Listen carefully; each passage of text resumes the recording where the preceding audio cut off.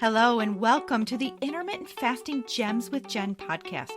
I'm your host, Jen, a middle-aged Michigan mama, wife, and teacher who in 2021 stumbled upon this crazy cool thing called intermittent fasting. And before I knew it, I'd lost 46 pounds in 4 months and gained an incredible lifestyle filled with complete food freedom. If you're hungry for unique, no-nonsense fasting tips that actually work, you're in the right place. So whether you're walking the dog, folding that last load of laundry, or cruising to your 9 to 5, let's start fasting our way to freedom together. Well, hello there, my fabulous fasting friends. Welcome back, or if you're new, welcome to the Intermittent Fasting Gems with Jen podcast. Either way, I'm super glad that you're here with me today. All right, so have you ever wondered what in the heck is actually going on in our bodies as we journey through our fasting window? I know that for me, once I learned about the power of intermittent fasting, I wanted to know all about it. That's the teacher in me too, I guess. So in today's episode, we are going to go on a fun little field trip together and explore hour by hour all of the wonderful things that are happening inside our bodies as we make our way through a 24-hour fast for the day. Now, actually, this topic can get pretty sciencey and a bit complicated, but don't worry. I'll be keeping things super simple and sticking to the elementary teacher version of this whole process. You know, like Miss Frizzle from the classic 1980s Magic School Bus videos.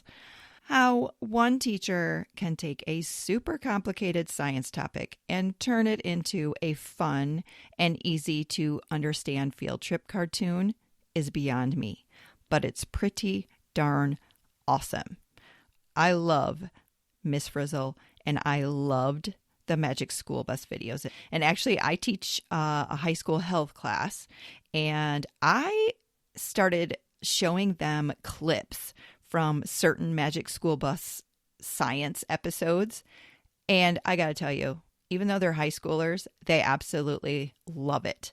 And they say that it helps them understand the science concepts so much better, and it's super fun too. So whether you are an experienced intermittent faster who's curious about the science of all this, or maybe you're new and considering possibly getting started with IF soon, let's jump on the bus and get going on our field trip today. All right, channeling my inner Miss Frizzle. So let's imagine you've just finished your last bite of food for the day. Hopefully, it was a healthy fat food like Greek yogurt so that you can fast easier and longer. All right, so let's say it's 7 o'clock p.m. You've officially closed your eating window. You've pushed start fast on your watch or your phone or whatever intermittent fasting tracking app you're using. You're feeling satisfied and ready to take on your next 24-hour fast. What happens next? Okay, hours 0 through 4. This is sometimes referred to as the fed state. This is right after you've eaten, when your digestive system is working really hard to break down your meal. Think proteins, carbs, and fats being broken down into smaller pieces that your body can actually use. At this time, your blood sugar levels rise as glucose from those digested carbohydrates enter the bloodstream. And this prompts the pancreas to release insulin, which is a hormone produced by the pancreas that helps regulate your blood sugar levels by allowing your cells to use glucose for energy. So your cells are soaking up all those nutrients for energy and muscle repair and storage. You're basically running on energy from your last meal at this stage of the game. The benefits of this stage include immediate energy availability and nutrient utilization. At this time, you're probably feeling full and satisfied, and you may have a temporary boost or a surge in energy and alertness as your blood sugar levels peak. As we move into hours 4 through 8, your body starts to shift gears. This phase is sometimes referred to as the post-absorptive state. And that's because by now your blood sugar is dropping back to normal and your insulin levels are coming down too. Your body starts tapping into its stored energy, mainly glycogen, which is like your body's quick access energy stash stored in your liver and muscles. You're still, at this point, you're still feeling pretty normal, maybe even a little hungry, but nothing too dramatic is happening in your body yet. Hours 8 through 12, glycogen depletion begins. And this is sometimes called glucogenesis. Sometimes it's referred to as gluconeogenesis, which is the metabolic process by which your body creates glucose from non-carbohydrate sources like fats and proteins. And this is where things start to get really interesting between the 8 and 12 hour mark. And that's because your body's glycogen stores are beginning to run low, especially if you haven't had a super carb heavy meal before your fast. Your body starts nudging you for food, like, hello, hunger pains. But this is also when your body starts to get creative. It begins to break down stored fat for energy, a process called lipolysis or lipolysis. I'm not exactly sure how to pronounce it, but Lipolysis. Let's go with lipolysis. This is the start of your body's transition from burning sugar to burning fat. You may have increased hunger at this time as the body signals the need for energy, and you also might experience some mild fatigue as your body shifts its energy production mechanisms. Moving into hours 12 through hours 16, this is the fat burning stage. And this is where the magic of fasting really starts to kick in, especially as you approach hour 16. Your insulin levels are nice and low, and your body is officially switching over to burning fat for fuel. I love that. It's so awesome. This is often called metabolic switching, if you've heard of that. Metabolic switching. And you might notice your hunger comes in waves, but you could also feel surprisingly clear-headed and energetic during this phase. And that's because your brain is starting to run on ketones, a byproduct of fat breakdown, which can actually make you feel more focused and alert. All right, moving on to hours 16 through 20, ketosis deepens. So as you move past the 16-hour mark, you're now in a much deeper state of ketosis. Your body is breaking down even more fat, and ketones are becoming your brain's primary fuel source. This is one reason why so many people report mental clarity and a sense of calm during extended fasts. Your digestive system is also getting a well-deserved break, which can help with gut repair and reduce inflammation.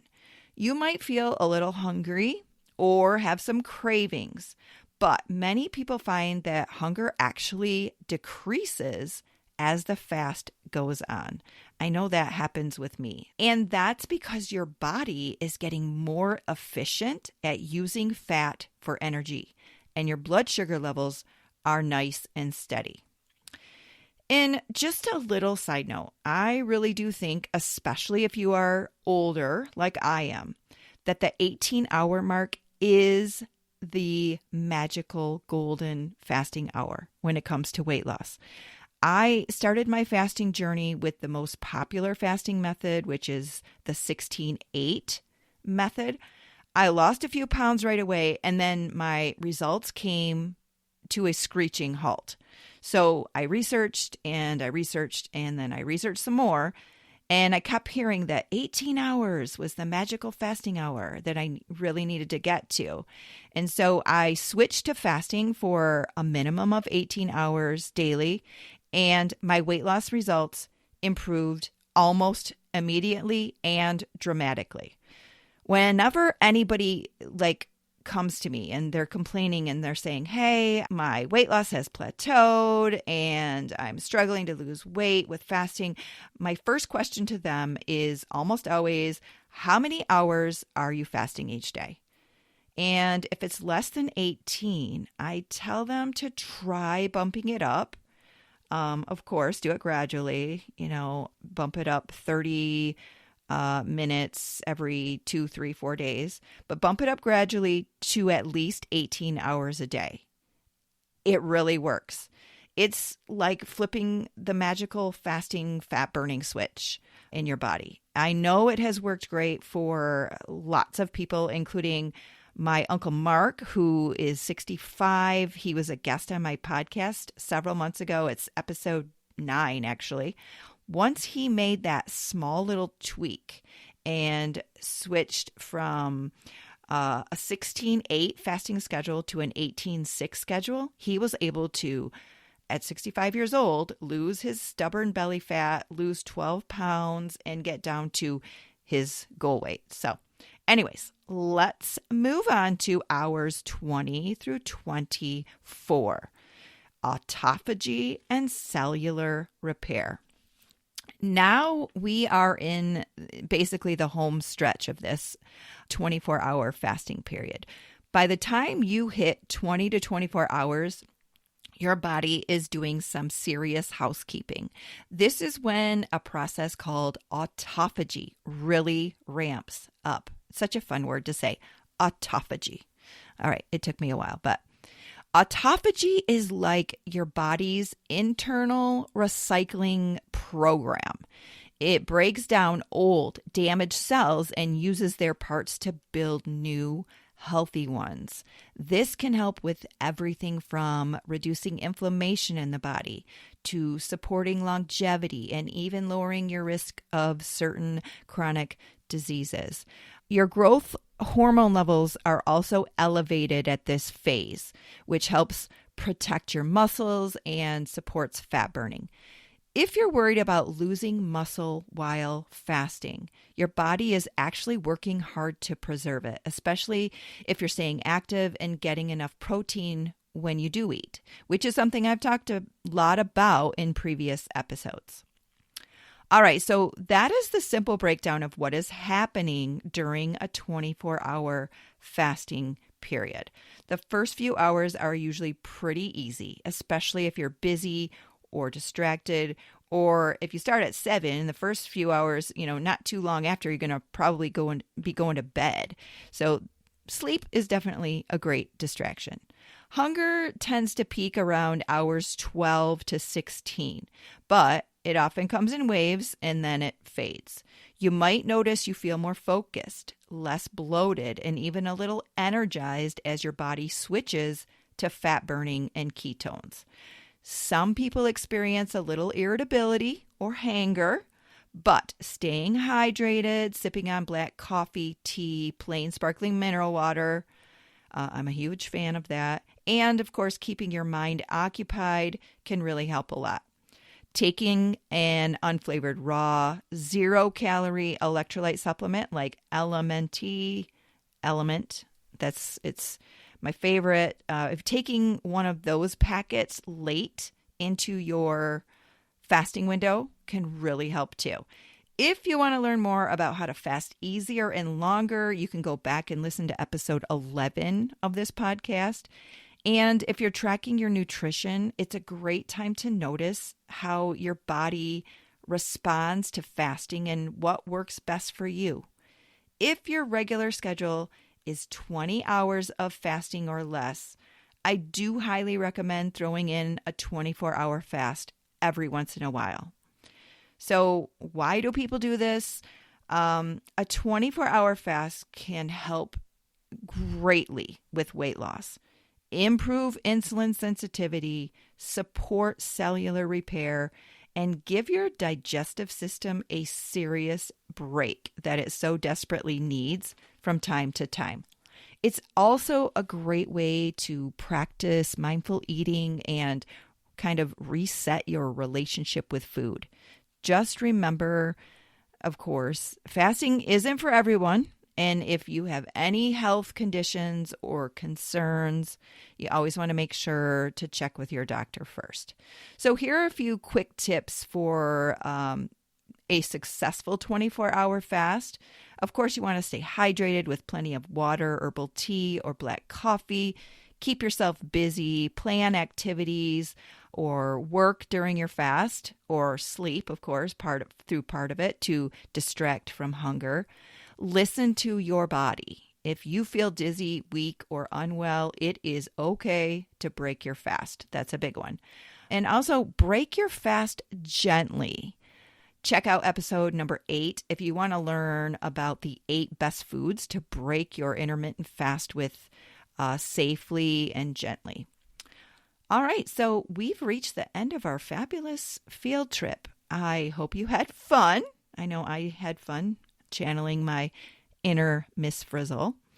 From burning through your last meal to switching over to fat for fuel to deep cellular cleanup, your body is seriously doing amazing things every step of the way along your fasting journey. And if you have stuck around and listened this far, first of all, thank you so much. But I have a very big bonus tip for you. So when I started my fasting journey back in January of 2021, I began using the Life Fasting app, and I fell in love with it. And unfortunately, it's been over a year now, and that app is no longer available. But I think the new most popular question that I've gotten in the last year has been, Jen, I need a fasting tracking app that is like Life because I loved it so much, but also I need one that is free and still gets the job done. I have an answer for you finally. I've been using Easy Fast. 2 words, Easy Fast. The icon is blue with white lettering if you're looking for it. I will also leave the link to that app. They have a paid version, but in my opinion, you don't need it. I'll leave the link to that so you can get that going to help you with your fasting and tracking and all of that. So you can press start. You can track your fast. It has a journal area where you can keep track of your weight, your water intake, a bunch of other cool stuff. Honestly, I keep it very simple. I use it to track my fasting hours and my weight. And that's pretty much all I use it for. But the one thing that is huge, the little thing that's big, so it's the little things, that makes this app very much like the Life app, which all of us loved, is it has on the countdown tracker, it has the little pictures or the little icons that track where you are at and what is happening in your body, like we talked about today, along your fast. So as you hit each kind of milestone into your fast every couple hours, that little picture, that little icon lights up and lets you know that you have reached that goal into your fast. And I love it because I like play a little game with myself. Okay, can I get to the fat burning mode? Can I get here? Can I get to autophagy? It's a mind thing, but it totally works. And that, again, is something that we all loved about the Life app. But this app, Easy Fast, has it, along with a lot of other great features that you can get for free. So you can check that out. All right, we are wrapping things up. So if you want healthy, high protein, low carb, intermittent fasting recipes, head to the link on my website, sowwhatifwithjen.com, and just go to recipes at the top. You will find over 150 recipes there. And of course, if you want to get my intermittent fasting and weight loss video masterclass, it's a 6-week video course. You can do it when it works for you. Be sure to use the code GEMS10 at checkout, GEMS 10 at checkout. It'll save you $10 and you can have the whole course forever and ever for just $39. And also it's nice because you get access to a special course email that goes to me that I check every day, and we can have personal conversations, and I can email you with help or answer any questions that you might have as you work your way through the course. All right, my fasting friends, that's all I got for you today. I hope you enjoyed this episode of the Intermittent Fasting Gems with Jen, and I'll catch up with you in the next one. Have a super duper awesome day. Hey, thank you so much for choosing to spend part of your day listening to this episode of the Intermittent Fasting Gems with Jen podcast. If you think these tips could help a friend or a family member, please consider sharing this episode with them. And if you really enjoyed the show, taking a minute or two to leave a positive review would be so appreciated. Tune in for new 15 to 25-minute episodes released on the 10th, 20th, and 30th of each month. Episodes will feature solo shows filled with IF hacks that have worked for me, as well as episodes where I get to chat with fun folks of all ages who've experienced incredible success with intermittent fasting. If you have questions or want more unique intermittent fasting health and weight loss tips, tricks, and recipes, please visit my website and blog at sowwhatifwithjen.com. Finally, we'd love to welcome you into our free intermittent fasting Facebook support group, So What If with Jen. Find all of these links in the show notes below. And as always, I hope you spend your day loving without fear and laughing until your cheeks hurt.